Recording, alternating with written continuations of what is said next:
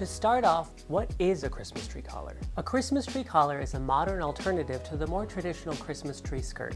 It adds dimension and can help better cover up the underside of an artificial tree. I only remember seeing them being used maybe about 4 years ago, but now they're everywhere, sold at all decor and big box stores, and made of all types of materials from rattan to wicker, upholstered versions, and of course, wooden ones.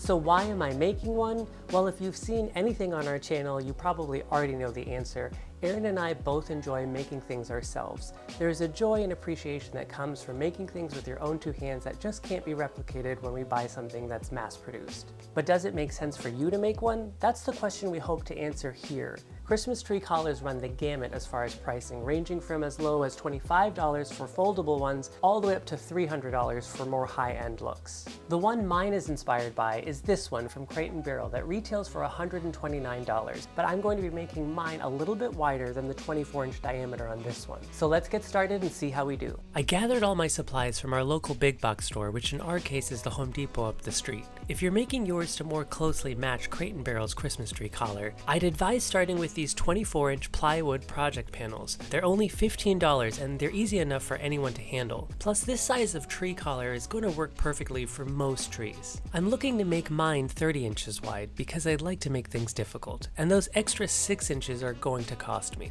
The next size up is a full sheet of plywood at 4 feet by 8 feet, and it costs $56, but I only need half the sheet, and I know I'll be able to make use of the other half for something else, so it won't go to waste. For the slats that cover the outside, I found these pre-cut 1x2 strips of wood that should do the job perfectly, and they're only $1.75 a piece. My only advice here is to pick your pieces carefully. Many of them are bent badly out of shape, so we needed to dig to find the straightest ones we could, but luckily I only needed 7 of them. I'm going to be staining mine a dark brown, so I also picked up some wood stain while I was at Home Depot, but you could also leave yours the natural wood color if you prefer a lighter tree color.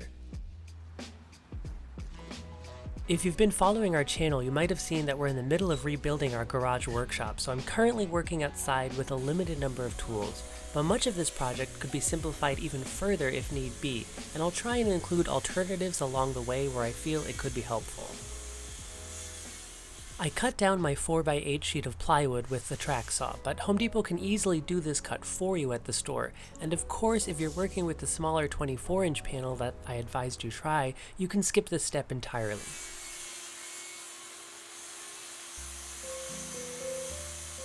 I cut my sheet down to a 30-inch square. Was the extra work worth those few inches? I don't know. You'll have to let us know what you think when you see how it turns out.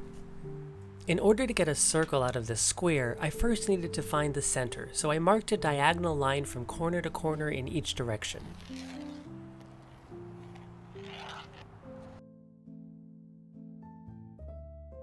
At first I tried the string method where you tie a string anchored at the center to your pencil and draw a circle. I've tried this technique before and it failed miserably, but somehow I thought it would be different this time.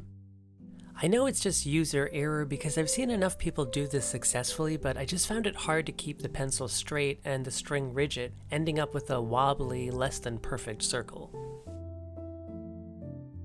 Instead, I took a scrap of wood and screwed it to the center of my sheet.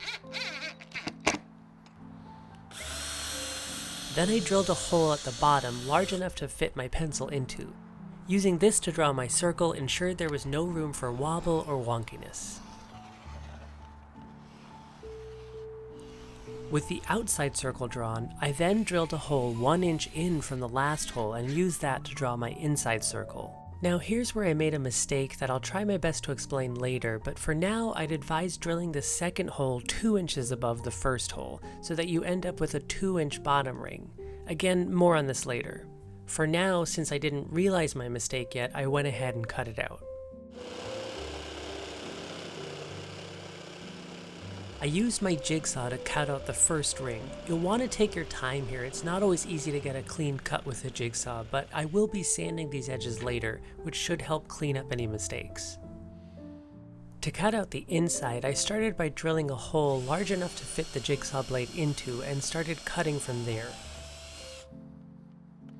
And now is probably a good time to explain my mistake. By making my first ring only 1 inch thick, the second that will follow is only that much smaller than the first, so the overall taper of the tree collar was very minimal.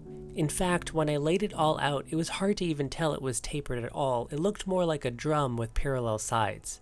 I do like a more subtle taper, but not that subtle. To save yourself from this problem, I advise making at least your first ring 2 inches wide. This way the smaller ring will be that much smaller and you'll end up with a more pronounced taper.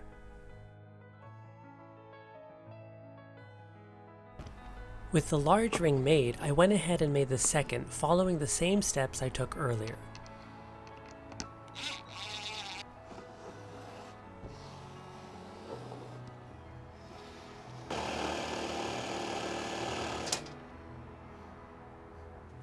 Then I gave everything a quick sanding with 80 grit paper to knock off any hard edges.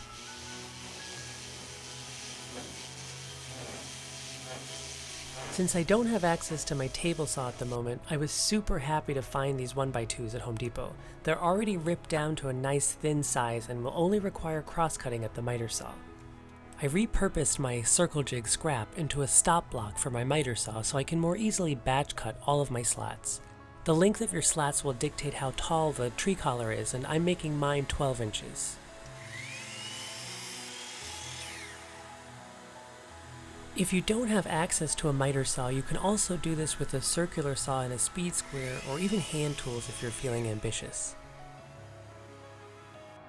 In the end, I needed just over 50 slats to complete our tree collar.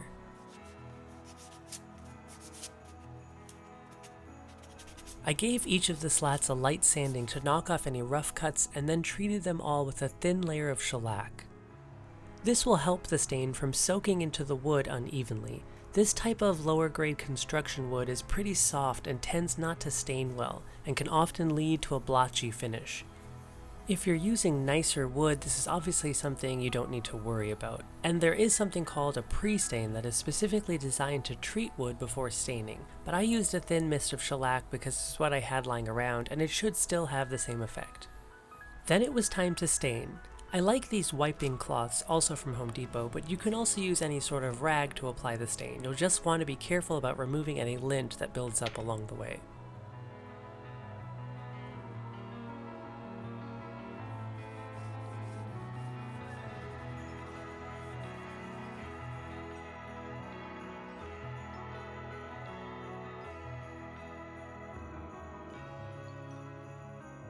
With the slats and rings stained, I was ready to start assembling. To hold up my top ring, I cut down some scrap 2x4s to 12 inches, the overall height of my collar, to act as holders.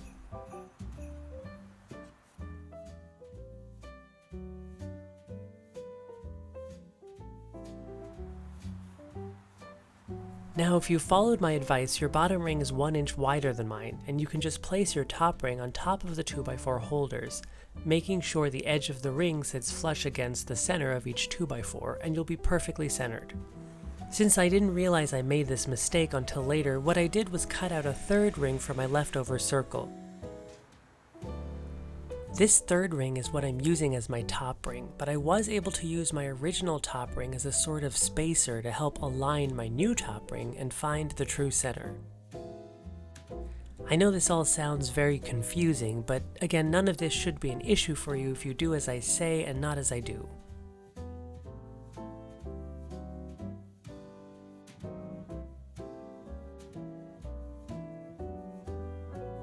To hold the top ring in place, I used a really small brad nail that'll be easy enough to remove later, but you can also use double-sided tape or even a small dab of hot glue.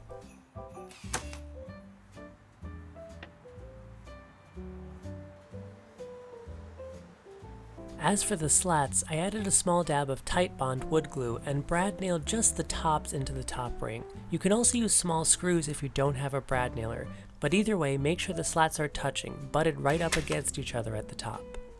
You also probably don't need to worry about using wood glue at all, but I figured why not.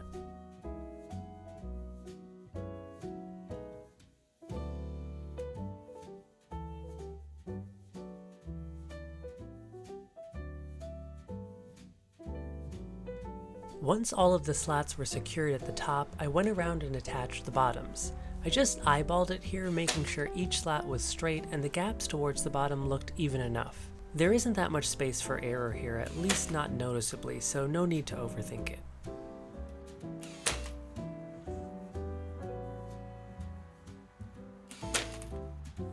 Then I used a tiny dab of wood filler to fill in the nail heads, wiping off the excess with a damp rag.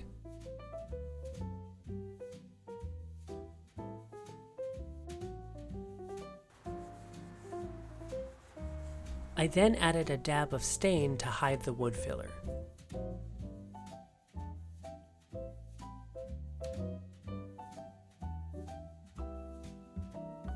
To seal the collar, I actually decided to use the same shellac I used earlier. It gave it a nice subtle sheen and it added a bit of warmth to the final color that I like. But if you want a more clear top coat that doesn't affect the color at all, I'd advise going with a clear polyurethane instead. I have to say I'm pretty happy with how this turned out. I think it makes for a nice clean looking tree bottom that complements our decor well. But was it worth it? Stick around to after the reveal to find out how much it all cost us, and you can be the judge.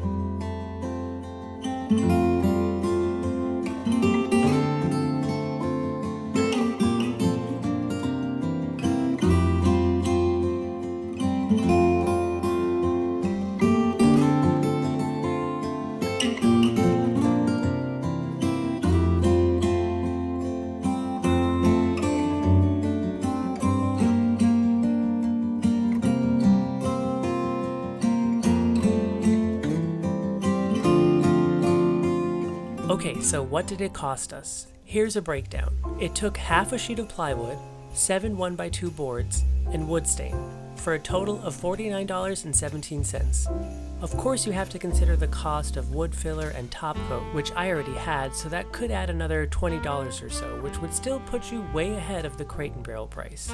But most importantly, it's a handmade piece with a story that we'll get to enjoy for years to come, so I think it was well worth it.